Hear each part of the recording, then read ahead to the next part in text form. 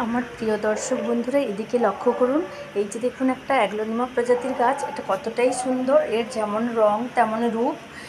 তো বন্ধুরা, এই যে দেখুন মানি প্ল্যান্টগুলো, এগুলো আমরা ব্যালকনি গার্ডেনে অবশ্যই করে নিতে পারি।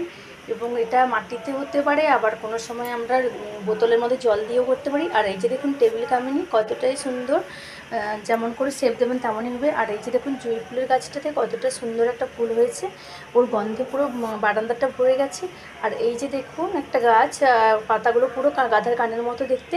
একে আমরা হাজারের মাও বলি, কারণ হচ্ছে এর কিনারা বরাবর নতুন চারা গাছ কী সুন্দর সৃষ্টি হয়েছে। আমরা যদি এগুলো কেটে টবের মধ্যে লাগিয়ে দিই, অনায়াসেই আমরা গাছ করতে পারি। আর এই যে দেখুন পিস লিলি, কতটাই সুন্দর সবুজ সতেজ, এবং গোড়া থেকে কত চারা বেরিয়েছে। আর এই যে একটা টগর, দেখুন বড় সাইজের ফুলগুলো এতটাই সুন্দর। আর এই যে দেখছেন সামনে হ্যাঙ্গিং টবে ঝোলানো, গাছটার নাম আমি ঠিক জানি না, কিন্তু কতটাই সুন্দর। দেখুন এখানে রশির মতো বেরিয়েছে, তার ডোগায় কিন্তু আবার নতুন চারা গাছ সৃষ্টি হয়েছে।